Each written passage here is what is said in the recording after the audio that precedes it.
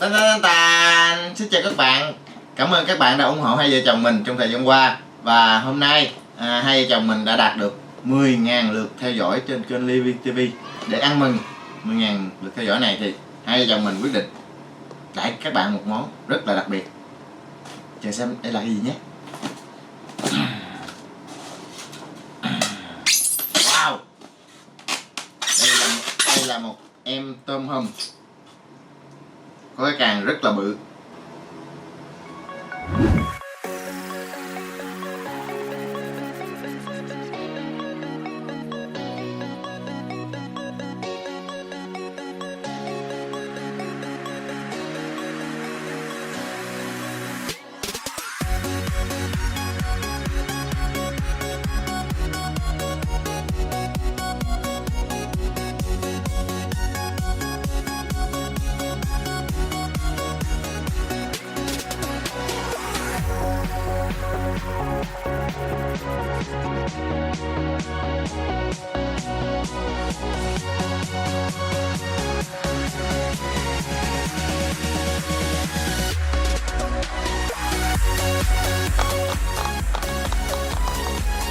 Nó đẹp quá các bạn ơi, chắc ôm ngủ luôn á.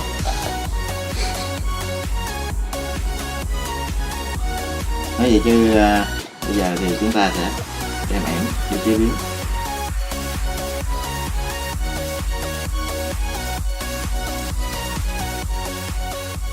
Yeah, vậy là tôm đã chín rồi này các bạn ơi. Trời ơi, màu đỏ đẹp ghê chưa. Bây giờ mình ăn phần nào trước đây? Ăn cái đít trước đây.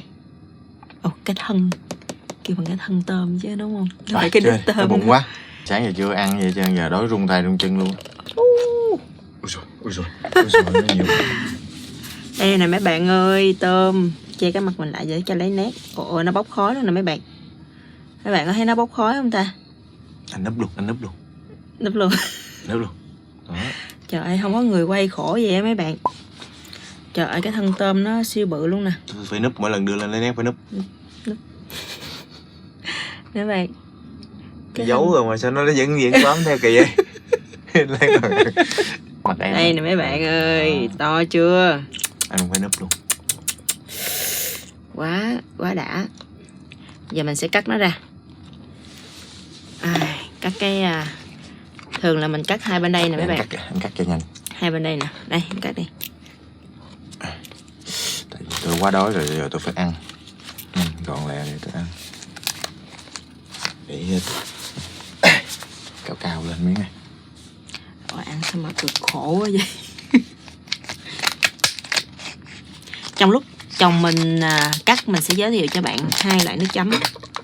Đây, cái hai loại nước chấm mình hay sử dụng muối ớt xanh và muối ớt đỏ nè mấy bạn. Che cái mặt mình lại để cho nó bắt nét. Đây, muối ớt xanh và muối ớt đỏ đó. Các bạn mua cái loại này cũng được, hoặc là các bạn vô mini shop á, hoặc là mấy cái siêu thị gì đó nó cũng bán rất là nhiều những loại nước chấm như thế này, cũng rẻ đó các bạn. Một chai này là tầm khoảng 25.000 một chai, chấm cũng được nhiều lần lắm. Cắt khao cái nó gớt cục thịt vô thùng rác cái rồi nè. Đã chưa. Đây là cái vỏ rất là bự luôn. Bây giờ mình sẽ cắt đôi cái này. Mình cắt đôi cái này ra để cho chồng mình một nửa thì mình một nửa nha mấy bạn. Đó. Chỗ chảy nước. Đói bụng quá mấy bạn ơi. Đói bụng quá mọi người ơi, mọi người này đói bụng quá mọi người ơi. Mọi người đã ăn cái gì chưa? Anh lấy cái đường chỉ trong cái thân của nó ra nha. Người ăn có sao không? Cũng không sao. Nhưng mà lấy ra đi cho đỡ tanh. Bây giờ mình đưa lên nhé. Xong rồi. Tàn. Hai miếng thịt. Quá ngon mà. Siêu bự. Quá ngon mọi người. Rất là đói bụng. Che cái mặt lại để nó lấy nét. Sao nó không lấy nét ta? Thiệt tình tức cái mình ghê. Đây mấy bạn. Ăn đây đi. Mình sẽ chấm với lại muối ớt đỏ nha. Đây là muối ớt xanh các bạn. Đây chấm một lúc đi. Chưa phải rồi cúi cái mặt xuống. Lấy nét chưa? Ok đi. Đây, rồi, sự.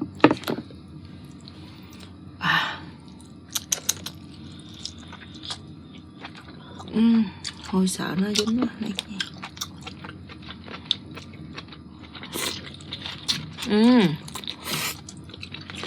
Con tôm này lúc mình mua á, là nãy mấy bạn có thấy không, là nó còn nhúc nhích luôn, nó còn sống luôn, nó còn tươi luôn. Trời ơi, thịt nó cực kỳ dai mấy bạn.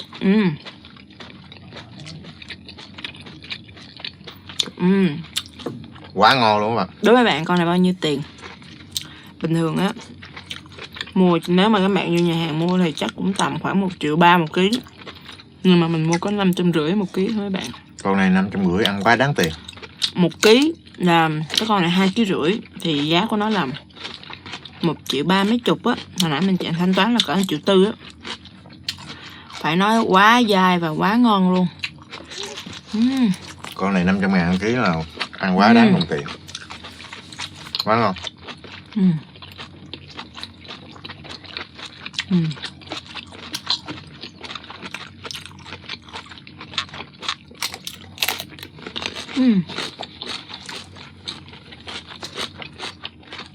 Quá đã. Không có gì bằng mấy bạn, ngon cực kỳ ngon, thịt rất là dai, rất là tươi luôn. Đặc biệt là đang đói nữa, ăn cực kỳ ngon. Cái tôm này là mình mua ở tôm hùm Lê Thảo. Thì mình sẽ để cái đường link Facebook của shop ở dưới cái phần mô tả nha. Nếu mà các bạn nào muốn mua thì có thể mua nha. Thì tôm hùm sống á, là 900.000 một ký, còn cái tôm hùm ngọt á, là 550 một ký. Thì mình đang mua cái loại là tôm hùm ngọt. Nhưng mà khi mà shop giao tới là nó chỉ mới hấp hối thì mấy bạn, nó còn cử động, có nghĩa là nó vẫn còn sống, cho nên thịt của nó cực kỳ ngon. Các bạn có thể dặn shop, ví dụ như là muốn ăn khoảng 2 ngày gì đó, mấy bạn nhắn tin đó, nếu mà 2 ngày sau mà có tôm thì giao tới nhà, giao tới free ship luôn mấy bạn. Rất là, nói chung là shop làm ăn rất là ok, mình rất là thích. Con này rất là ngon. Không có gì bằng. Thịt nó đã như vậy rồi, cái càng nó chắc đã lắm trời.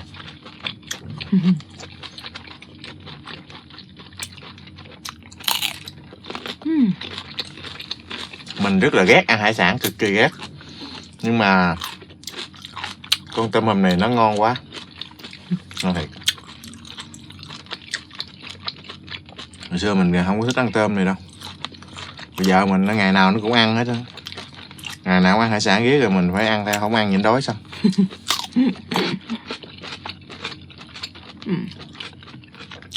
Cảm ơn các bạn rất nhiều vì đã giúp vợ chồng mình đạt được 10.000 subscriber nhé. Đã quá. Ôi, quá ngon. Và bây giờ chúng ta Chiên sẽ cái càng thôi. Chiên cái càng thôi. Đây.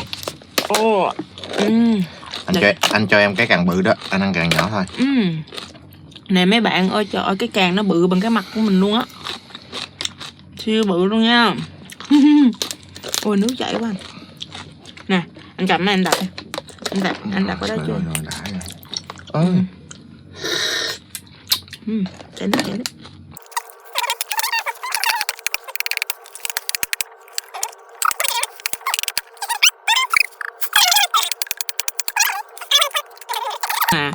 Nhưng mà thịt nó, cái thịt cái phần thân ngon quá. Ôi đập mạnh quá nó văng. Đây. Chắc cái càng này. Ớt nhưng mà cũng bự đó các bạn. To lắm. Anh đã biết cái cách đập. Không. Anh đã biết cái cách đập rất là hay rồi. Không cần đập bể gì đâu. Đây mấy bạn, nhìn nè. Chưa. Cắt cái này ra. Ôi cái càng của anh hình như không thấy luôn á. Cũng có. Tan. Đấy, đã lấy được càng rồi nè mấy bạn ơi, đã chưa? Thôi chiến tiếp nào. Mà sao cái con tôm này nó có nhiều nước chứ ta? Tại vì nó, em nghĩ là dạng như nó tới lúc mà nó sắp ngủm thì nó sẽ ốm đi mấy bạn. Thì giá 500.000 thì tiền là của đó thôi. Mình mua tôm sống thì lúc nào nó cũng ngon hơn hết. Nhưng mà với cái giá đó mà mình mua được con tôm như thế này cũng là rất là đáng tiền rồi mấy bạn. Thịt rất là ngon luôn á. Ôi ngon quá. Trời ơi, Ai mà đang đói bụng thì đặt hàng ngay nha. Nó dai còn hơn thịt gà nữa. Ai mà đang đói bụng thì phải đặt hàng thì ăn liền. Trời ơi, nó đã. Đấy, mình lót miếng giấy cho nó đỡ chảy nước. Nước chảy quá. Cái mâm này nó hơi rịn nước. Thật con tôm này nếu mà với cái sức ăn của tôi giờ tôi đang đói bụng hả? Tôi ăn chắc 3 con vậy. Bớt cho em do. Thiệt. Ăn có 3 con rồi mới đủ. Ngon quá. Hết rồi, thấy không? Còn nó cầm nữa. Cầm này sao lấy ta? Đập thôi.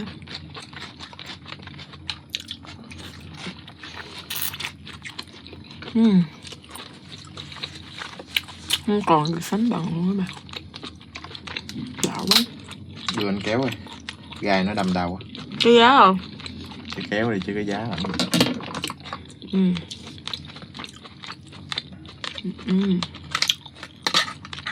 Các bạn.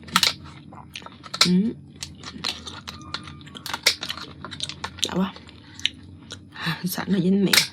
Rồi.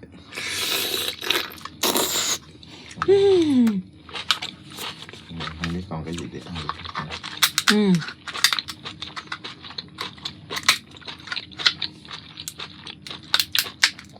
Trời, nó ngon hơn.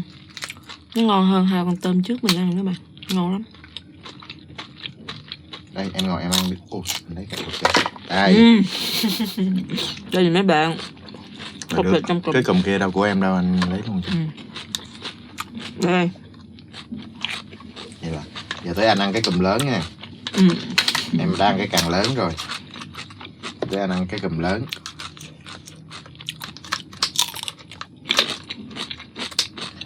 Cái cụm nữa thịt nhiều cái càng của anh nữa.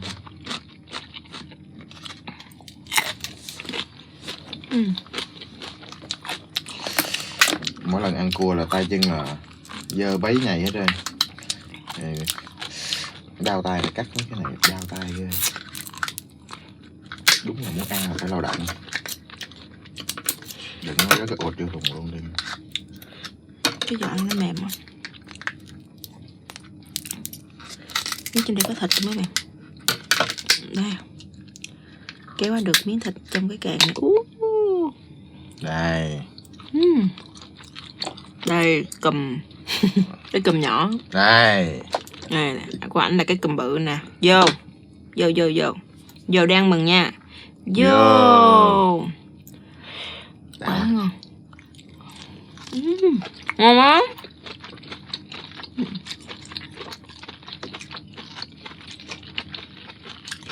Bữa nào kiếm cá chạch lấu ăn. Cá chạch lấu ăn cũng ngon.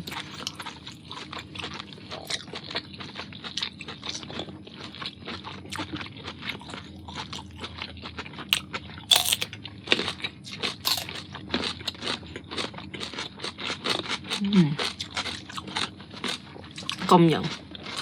Lúc đó là cạp 2 phát là hết luôn con tôm. Nơi có thịt các bạn. Mấy con bự này trong đó có thịt.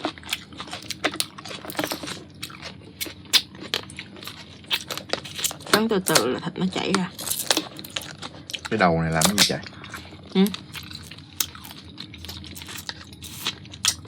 Nấu canh cũng được.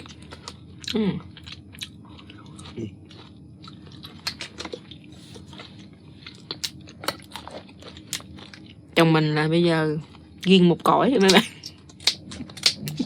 Tập trung nha các bạn ơi. Đói bụng quá tập trung mình phải tập trung chuyên môn.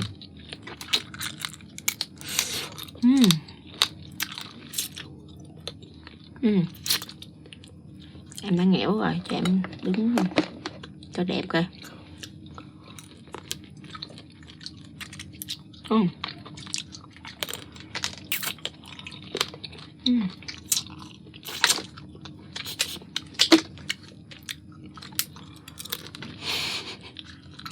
Cầm củi ăn không quan tâm thế sự.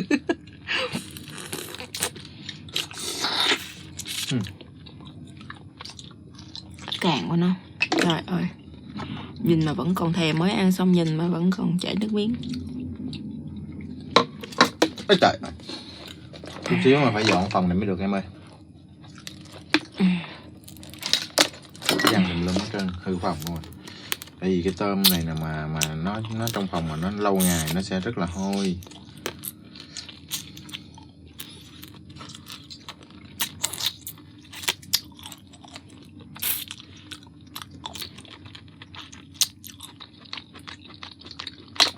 Xong, thành công mỹ mãn các bạn. Còn 2 chân Thôi mà cho em á. Trong cái đầu nó không lẽ không có gì ăn ta? Có thịt đó, tách ra. Mấy chỗ này có thịt hết nè. Không lẽ có con bự nhiều mà không có cái gì ăn trên đầu sao? Hả?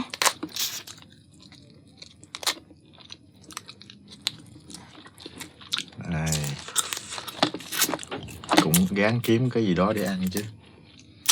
Không lẽ nhìn đói sao? Cái này ở bên Hàn mình thấy mấy bạn người Hàn á, YouTuber người Hàn hay lấy thịt cua chấm với cái gạch tôm này nữa bạn.